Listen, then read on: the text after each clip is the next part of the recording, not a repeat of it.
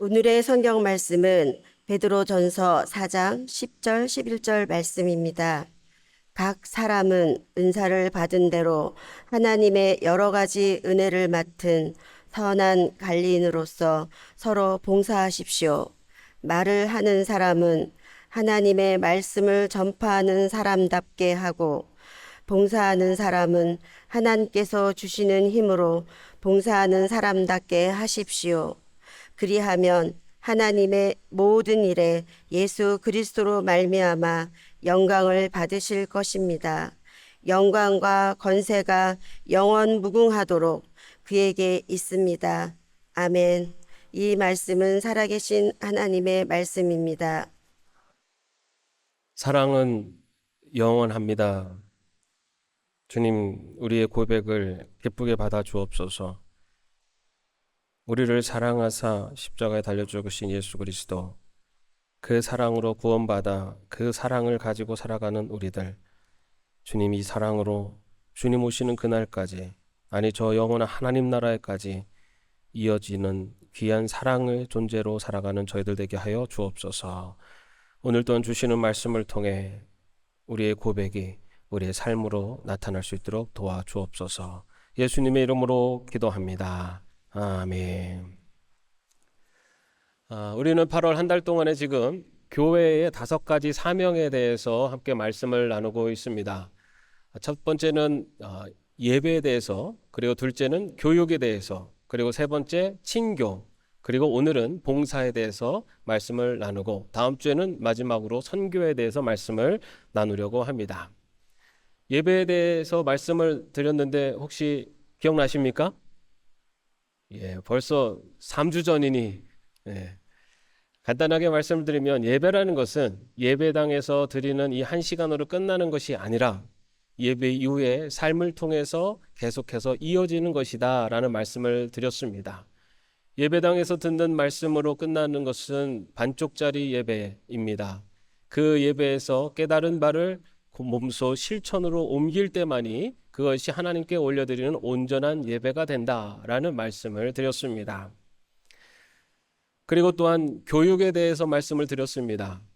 우리가 신앙생활할 때 우리의 신앙은 그 저절로 자라나지 않는다고 말씀드렸습니다. 그렇기 때문에 우리는 우리의 신앙의 성장과 성숙을 위해서 신앙 교육에 꼭 필요하다라는 말씀을 드렸습니다. 그러면서 여러분들에게 이런 말씀을 드렸죠. 성경 말씀을 읽는 성경 통독 또는 신앙교육 프로그램에 참여하셔서 여러분의 신앙의 성장과 성숙을 위해서 노력해 보십시오. 여러분 지금 그 노력하실 수 있는 기회를 드리고 있지 않습니까? 지금 예담 양육과정 신청을 받고 있습니다. 제가 어제까지 이렇게 신청자를 명단을 받았는데 아직 실천 안 하신 분이 너무너무 많습니다.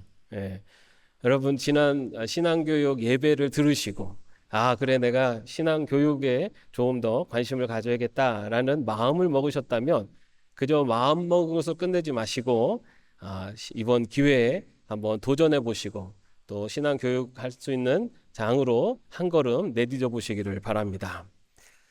그 다음에 지난주에는 친교에 대해서 말씀을 드렸습니다.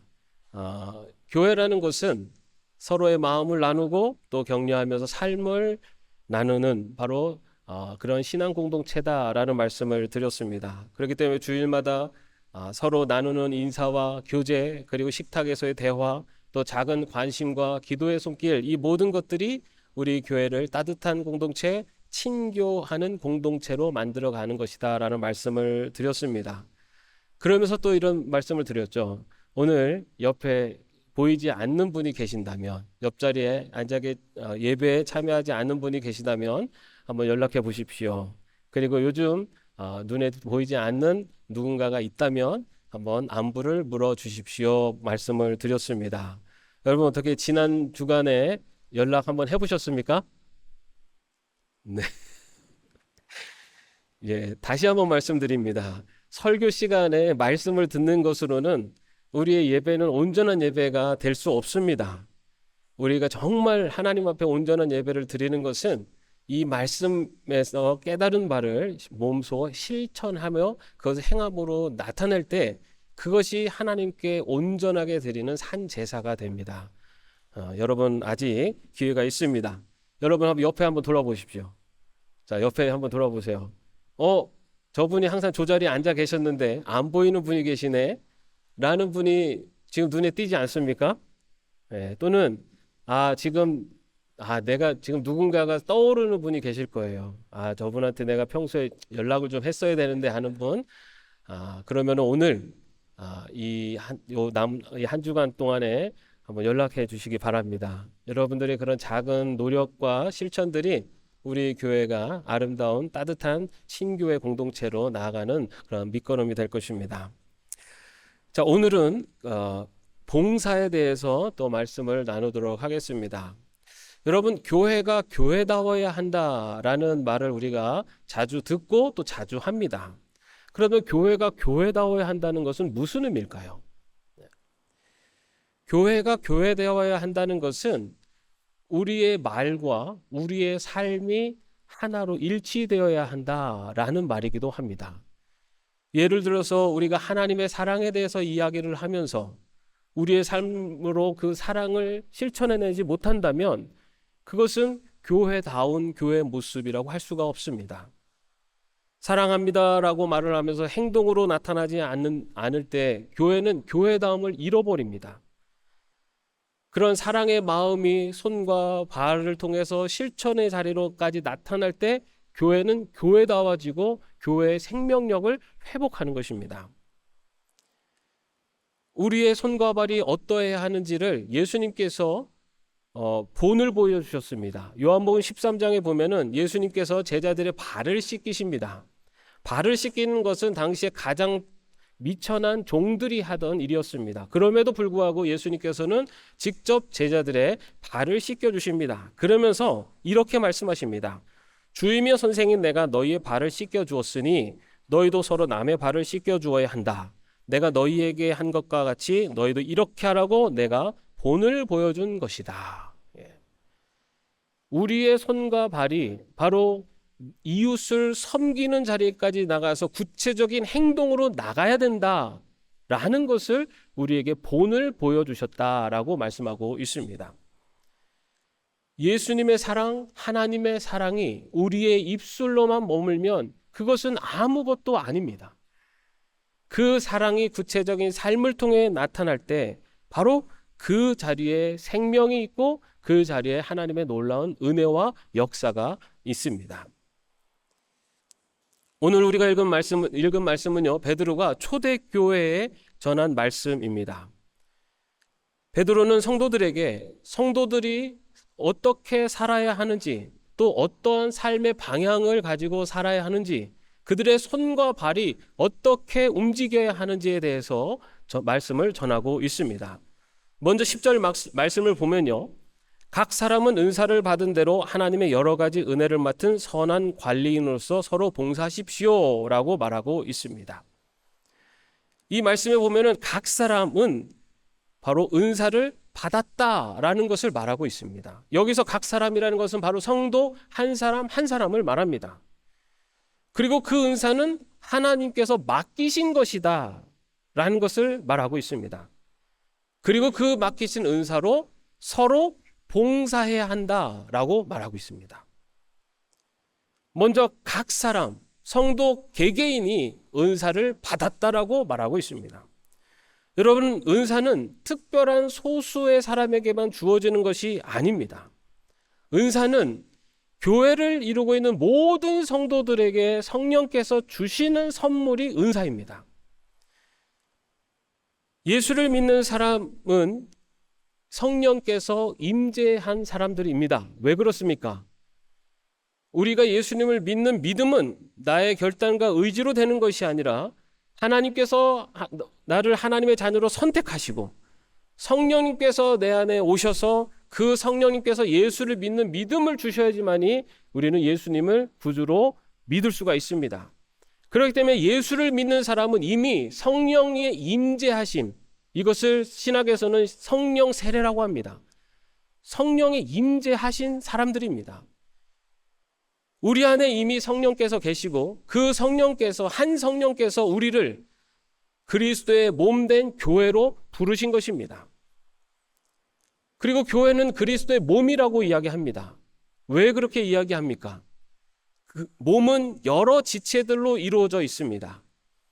우리의 몸이 눈, 코, 입, 귀, 팔이, 달, 손, 발 이렇게 다양한 지체들로 이루어져 있는 것처럼 우리 교회 공동체도 다양한 지체들로 이루어져 있습니다. 그런데 각 지체마다 각각의 역할과 기능이 주어져 있다는 것입니다. 우리 몸에 쓸데없이 있는 지체는 아무것도 없습니다. 마찬가지로 교회를 이루고 있는 우리 성도 한 사람 한 사람들에게 성령께서 은사를 주셨고 그 은사를 통해 그리스도의 몸된 교회를 이루게 하신 것입니다. 그렇기 때문에 여기에 있는 한 사람 한 사람은 성령께서 주신 은사를 받은 사람들입니다. 그리고 그 각자에게 주어진 은사로 서로를 섬기는 삶의 모습이 바로 봉사입니다. 따라서 봉사는 우리가 받은 은사로 서로를 섬기며 하나님의 은혜를 흘려보내는 것이 바로 봉사입니다. 그렇기 때문에 성도는 하나님의 은혜를 흘려보내는 자리에 머물러야 합니다. 그렇기 때문에 성도는 하나님의 은혜를 받는 자리에만 머무는 것이 아니라 흘려보내는 자리에까지 나가야 합니다. 왜냐하면 오늘 말씀에서 하는 것처럼 성도는 하나님의 은혜를 맡은 자이기 때문입니다. 맡았다라는 것은 무엇입니까? 그 은혜가 내 것이 아니라 주인이 있다는 것입니다. 성경은 그래서 그 성도 한 사람 한 사람을 관리인이라고 오늘 본문은 말합니다. 그런데 우리에게 익숙한 언어로는 청지기입니다. 성도는 각자에게 주어진 은사를 하나님의 뜻에 맞게 사용해야 하는 책임이 있는 사람들입니다. 사도행전 6장에 보면 초대교회 7집사가 세워지는 과정을 그리고 있습니다. 이들의 수고와 봉사로 인해서 교회는 가난한 사람들을 좀 더 잘 돌볼 수가 있었고 사도들은 말씀과 기도에 전념할 수가 있습니다. 그 결과로 초대교회는 점점 든든히 서갔고 복음은 널리 전파되어 갔습니다. 은혜를 맡은 자들이 각자의 자리에서 자신에게 맡겨지는 은사로 봉사하며 나아갈 때 교회가 건강하게 세워졌고 복음이 전파되는 그러한 교회다운 교회로 세워질 수 있었던 것입니다.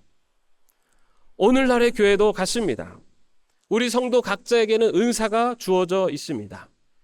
교사로, 성가대로, 주방봉사로, 꽃꽂이로, 차량봉사와 주차 안내로, 환영위원으로, 또 개수위원으로, 갤러리 배달에서, 사랑나눔에서, 어린이 도서관에서, 그리고 보이지 않는 곳곳에서 섬기는 지체들이 있습니다. 바로 이러한 봉사하는 지체들로 인해서 교회가 세워지고 교회가 그 역할을 감당해 가고 있습니다.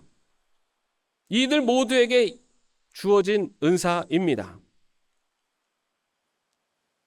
그런데 중요한 것은 그런 이들에게만 은사가 주어진 것이 아니라 모든 성도들에게 은사가 주어졌다는 것입니다.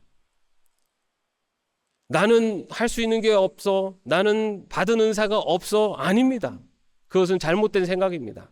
하나님께서는 나에게 이 교회를 섬기기 위해서 교회를 위해서 주신 은사가 있다는 것입니다. 웃음도 인사도 은사일 수 있습니다. 누군가의 이야기를 들어주는 것도 은사일 수 있고 격려하는 것도 은사일 수 있습니다. 물질로 시간으로 하나님 교회를 섬기는 것도 은사입니다. 교회를 위해 할 수 있는 모든 것이 바로 은사입니다. 하나님께서는 각자 성도들에게 바로 이러한 은사를 주셨습니다. 그리고 우리는 그 은사를 맡은 자들입니다. 맡은 자는 하나님께서 주인 되신 하나님께서 기뻐하시는 방향으로 그 은사를 사용하는 것, 그것이 맡은 자들이 감당해야 될 책임입니다. 각자가 받은 은사를 찾아내서 봉사하는 것, 그것이 바로 은혜 받은 자의 책임적인 자세입니다. 그런데 가끔 보면은 교회에서 봉사받는 것을 당연하게 생각하는 분들이 있습니다. 그래서 봉사하는 분들을 함부로 대하는 분들도 있습니다. 여러분, 봉사하는 분들은 자발적으로 기쁨으로 하고 있지만 함부로 대할 분들이 아닙니다. 그리고 봉사하지 못하는 자신의 모습을 바라보면서 오히려 감사하게 생각을 해야지, 봉사하시는 분들을 함부로 해서는 안 됩니다. 특별히 평가하는 말은 조심해야 합니다. 맛있네, 맛없네, 잘했네, 잘못했네. 여러분, 이런 말은 봉사하시는 분들에게 마음에 상처를 줄 수도 있습니다. 그렇기 때문에 그런 말을 하기보다는 오히려 감사의 마음을 전하는 것이 우리 모두가 교회를 섬기는 은사를 받은 자임을 믿고 고백하는 자의 신앙의 모습입니다. 섬겨주시는 것에 감사하는 마음으로 서로를 대할 때, 그때 교회의 참다운 봉사와 섬김이 이루어질 수 있기 때문입니다. 그리고 무엇보다 중요한 것은 하나님께서 교회를 섬기기 위해서 나에게 주신 은사가 무엇인지를 찾기 위해서 노력하는 것, 그리고 그것을 위해서 내가 할 수 있는 것이 무엇인지를 찾아보는 것, 바로 이러한 자세가 필요합니다. 여러분, 받은 은혜를 붙들고 있으면요, 마치 고여있는 물과 같아서 썩어지게 됩니다. 물은 흘려보낼 때만이 그 은혜의 생수가 생수의 물줄기가 되어 생명을 살리는 놀라운 역사를 이뤄냅니다. 나누고 섬기는 은혜의 자리, 그리고 서로를 아끼고 봉사하는 그런 삶의 신앙의 태도 안에서 우리는 더욱 풍성해지는 은혜를 맛보며 살아갈 수 있습니다. 그러나 우리가 봉사의 자리에서 봉사할 때 결코 쉬운 일이 아니라는 것을 또한 우리는 압니다. 우리는 봉사의 자리에서 쉽게 지치고 피곤함을 경험하기도 합니다. 감사로 시작했지만은 시간이 지나면은 내가 이 일을 계속해야 하나? 왜 나 혼자만 애쓰는 것 같지? 라고 하면서 그러한 생각들이 스며들기도 합니다. 그런 마음으로 봉사를 하다 보면은 몸이 피곤하고 마음은 상하기도 하고 때로는 억울한 마음이 들기도 합니다. 그런 우리에게 베드로는 11절에서 이렇게 권면합니다. 봉사하는 사람은 하나님께서 주시는 힘으로 봉사하는 사람답게 하십시오. 여러분, 봉사할 때 우리가 가져야 되는 마음의 가장 중요한 자세이기도 합니다. 봉사하는 힘은 나의 의지나 열심이 아니라 바로 하나님으로부터 나온다는 것을 우리는 인정해야 합니다. 모세가 하나님의 부르심을 받았을 때 저는 입이 둔한 사람입니다 라고 하며 주저했습니다. 그러나 하나님께서는 그에게 돕는 자를 세우시고 그에게 능력을 주심으로써 애굽왕 바로 앞에 설 수 있게 하셨고 놀라운 능력으로 출애굽의 하나님의 역사에 참여하게 하셨습니다. 이 모든 일이 가능했었던 이유, 그것은 바로 모세의 힘이 아니라 하나님께서 주신 능력으로 가능했습니다. 이러한 하나님의 주시는 능력으로 하나님의 사역에 참여하는 사건은 성경에 너무나 많이 소개하고 있습니다. 하나님의 일은 하나님이 주시는 능력으로 감당해 나가는 것입니다. 우리 교회 안에도 바로 그런 증인들이 있습니다. 지금 교회 곳곳에서 봉사하시는 분들입니다. 아마 이분들 중에도 처음에는 기쁜 마음으로 봉사를 시작했지만 때로는 마음도 몸도 지칠 때가 있었을 것입니다. 그럼에도 불구하고 그 일을 계속할 수 있었던 것, 그것은 자신의 열심과 결단만이 아니라 하나님께서 그 마음에 힘을 주셨기에 그 일을 감당하실 수 있었을 것입니다. 그렇기 때문에 우리 주변에서 봉사의 자리에서 꾸준히 그 일을 감당하시는 분들, 바로 그분들이 하나님의 힘으로 봉사하는 자의 본이 되고 바로 그런 분들을 통해서 하나님은 하나님의 역사를 이루어 가십니다. 그렇기 때문에 봉사를 시작할 때나 또는 봉사를 이어가는 데 있어서 우리에게 중요한 기도의 제목이 있다면 이 일을 감당할 힘을 주옵소서라고 하며 하나님이 주시는 힘으로 그 모든 일을 감당해가는 신앙의 자세일 것입니다. 바로 내 힘이 아니라 하나님이 주시는 힘으로 맡겨주신 봉사의 역할을 감당하며 나갈 때 바로 우리 교회가 서로 섬기는 봉사가 온전하게 이루어지고 하나님의 영광이 드러나는 귀한 믿음의 공동체로 자라나게 될 줄로 믿습니다. 그렇다면 봉사의 최종 목적은 무엇일까요? 베드로 사도는 11절에서 이렇게 말합니다. 그리하면 하나님이 모든 일에 예수 그리스도로 말미암아 영광을 받으실 것입니다.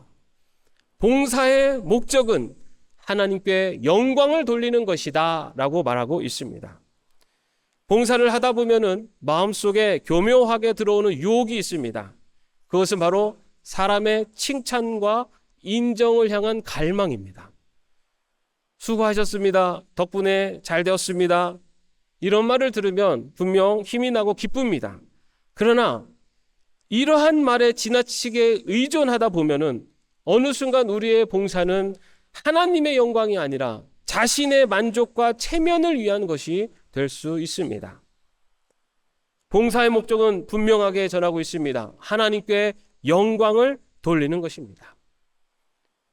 다니엘이 바로 그러한 영광을 올린 삶의 대표적인 인물이라고 할 수가 있습니다.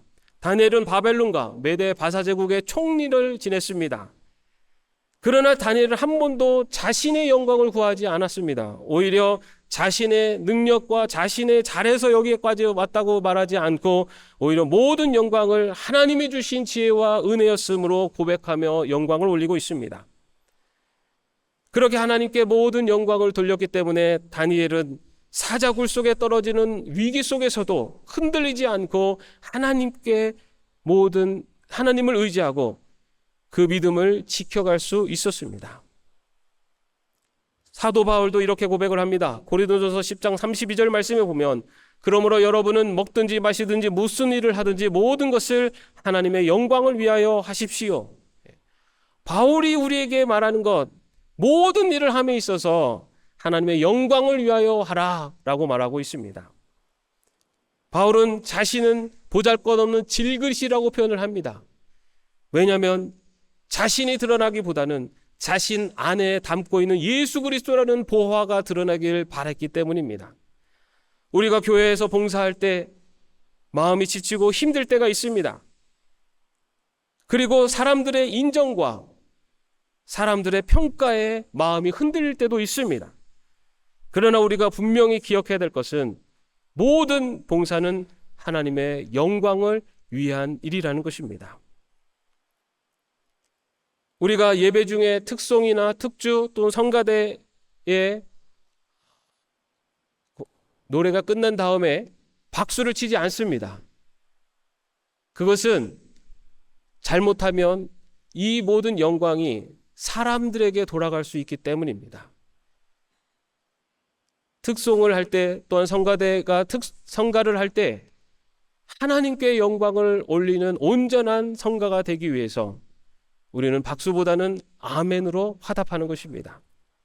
모든 봉사는 하나님께 영광, 하나님께만 올려드리는 봉사가 되어야 하기 때문입니다.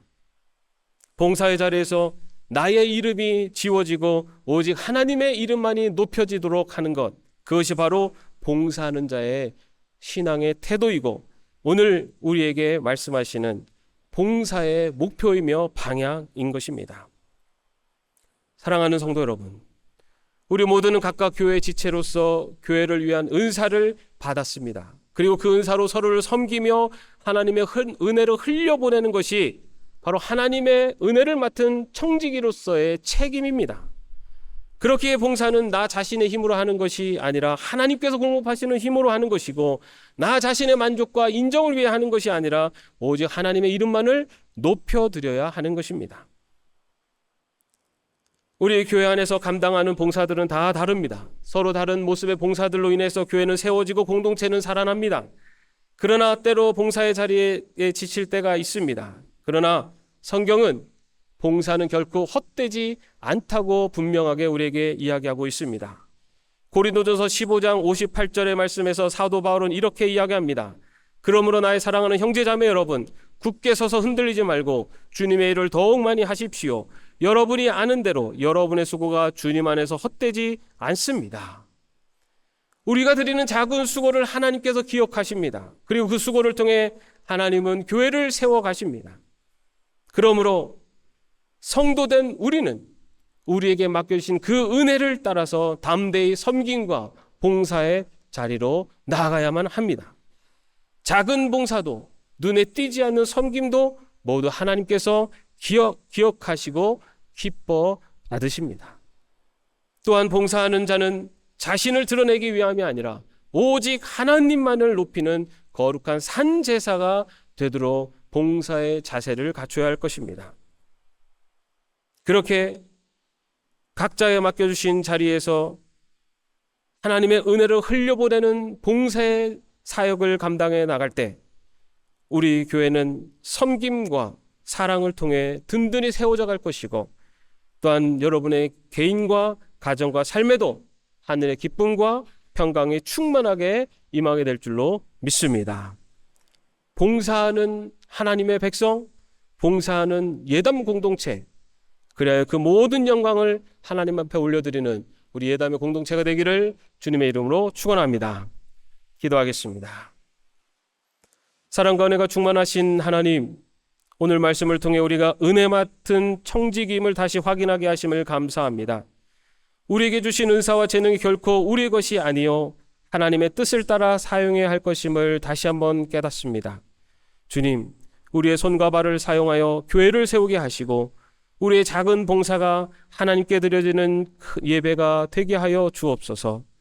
사람의 칭찬이 아니라 하나님의 영광만을 바라보게 하시고 지치고 낙심될 때마다 주님의 이름으로 다시 일어나게 하여 주옵소서. 예수 그리스도의 이름으로 기도합니다. 아멘.